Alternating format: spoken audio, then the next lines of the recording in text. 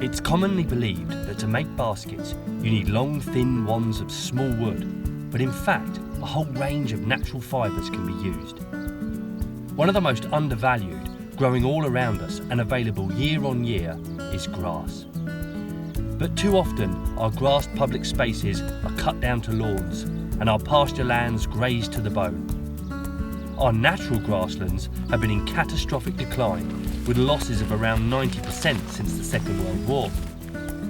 For these reasons, it is rare to get to walk through a natural grassland that has been allowed to go to seed. They support a host of insects, provide an autumn feast for small birds and rodents. Their leaf goes back to the earth, and the thick woody stems left behind are irresistible to the grass basket maker.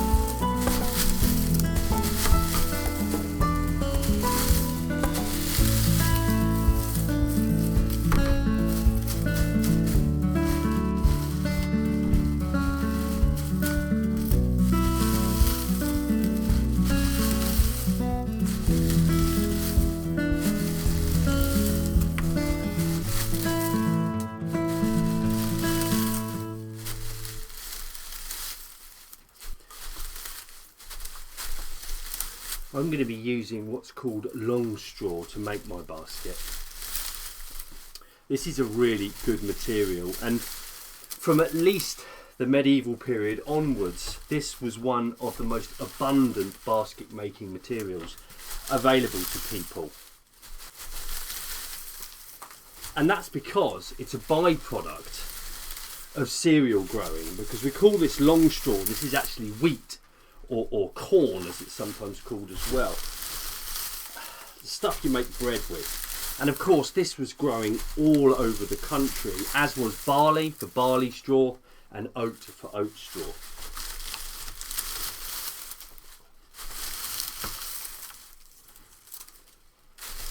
And we tend to call this long straw because if you go out into a field of wheat today, you'll see that the plant's only about so high, about sort of 12 foot off the ground.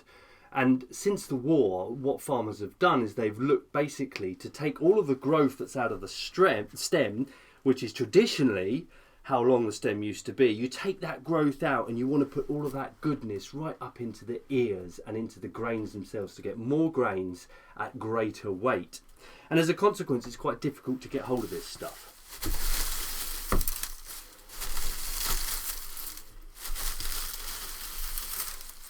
But of course, one group of people who still use this stuff on a day-to-day basis are thatchers. And I managed to agree to take this bundle off of Thatcher's hand. He was at the end of his job. I could see he was finishing up. Some of this stuff is pretty poor. It's probably why he didn't use it. It's got a lot of leaf in it as well. But it's essentially, it's these straws which can be used to make your basket. And by making a cord like this, you can essentially make a really, really strong basket that, if you keep dry, will pretty much last forever.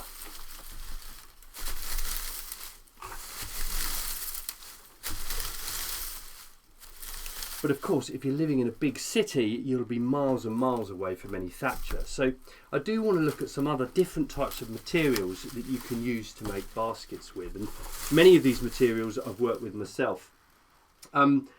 One of my favourite grasses of all time is called the Coxfoot Grass, and this grass over here, I've made baskets with that. It grows very, very like traditional long straw. It's got a stem that maybe isn't quite as thick, but it's really, really strong. It's a lovely fine material. And Coxfoot grass is an interesting one because it's quite an invasive grass. Agriculturalists back in the 18th century really liked the fact that this had a lot of growth in it. It's got a big tussock and it's got deep roots as well, so it's drought resistant. So many farmers who had lots of sheep and cows used to quite like this plant because it also grows very early on in the spring, but it can dwarf other plants. So it's a bit invasive. There's a lot of it around. It's a useful material. Alongside it, I've got what's called a rye straw. Now, this is a quite fine rye straw. Usually rye straw grows quite thick, and it's a very, very hard straw, rye straw. In fact, it's so hard that they used to use it in the collars for horses' harnesses. It had to take that kind of pressure. This stuff I've actually grown myself, and I don't think it got enough light. Very, very fine stems. There wasn't much in the head, but actually this lovely fine grass has been really great to work with. So I quite like that. Other candidates here are this is just common rush. You'll see this all around bogs and marshes. Many farmers have this in their pastures. I'm sure there isn't a farmer in the land who wouldn't quite happily part with a few tussocks of that to make a grass. Some other garden favourites though. This is pampas grass, a good 1970s grass, and I've got a few pampases growing in the front of my garden, and it's quite a tricky material to work with, but it's quite a nice material. One of its big problems is the fact that at these ends they're very, very fine, and the difference in thickness between what's at the end here and what's at the end here is quite pronounced. So if you're going to work with this material, it's always good to sort of maybe trim it down about here and just work with these shorter lengths. But it's a nice material, there's lots of it, and every pampas needs a good trim once in a while. The other thing I've got here, this is called Kracosmia. Okay, so this grows like a gladioli, but Kracosmia is actually a species from the southern hemisphere, and it was introduced to British gardens, and again this is really quite invasive, and it's also a real threat to bluebells as well. So again, this is a flower that looks really nice, it's stunning, and the bees love it, but again it's non-native, it's invasive, and it makes for quite a good material. And I'll just show you here, I've been drying some of this. I made a bit of a mistake, I left it out to dry in direct sunlight. The heat was a bit too harsh, and what it's done is it's shriveled those leaves. So that's not ideal. If you're drying materials, you want to make sure you get them out of the sun in a cool, dark place. But there's plenty of material in there I should be able to use. But one of the other really special things that I think you can do is you can grow your own materials. You can find a patch of your garden or your allotment and just put down some seeds. And it's one of the things I do every year, and I always think baskets made from seeds that you've sown yourself are always the really special baskets. And some of this seed is quite easy to get hold of. This is actually a long straw seed. I think this is one called, I think it's called Squarehead Master, this one. But you can also get triticale as well, and you can buy this in quite big bags. This is actually from a harvest of this stuff, so if I need to, I've probably got at least a basket's worth in there, I would have thought. Here is some Coxfoot grass. You know, if you're out walking late summer, just run your hands along the grasses, pick up some of those seeds, collect them up, and you can start sowing them in your garden. And I've got a fantastic mix in my own garden of all sorts of meadow grasses. And here we've got rye.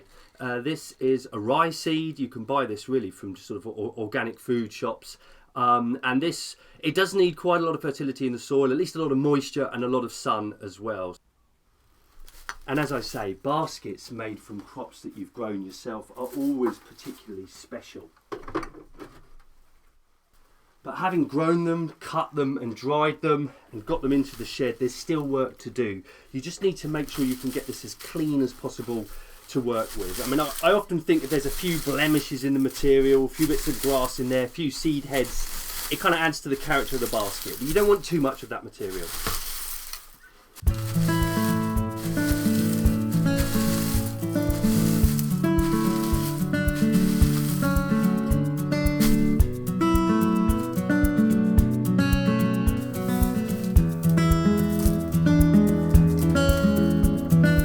spend even more time tidying up your straw.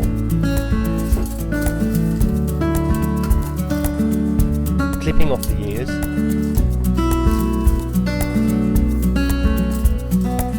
discarding some of the more brittle stems,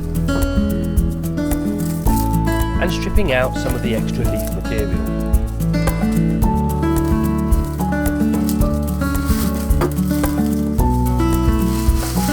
Refining the straw like this will give the basket a lovely smooth finish, if that's what you're after.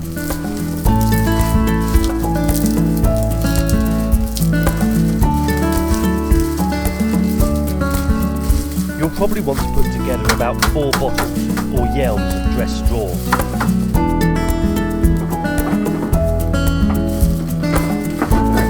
And the tools you'll need to do the work will be your cow horn sleeve, your spindlewood needle, your bone needle,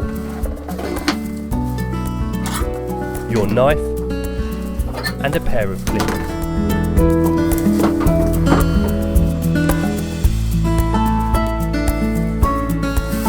A bit of housekeeping is always called for at this stage, and it's good to get the shed cleaned up before a basket make. If you're planning a session, prepare your materials in advance.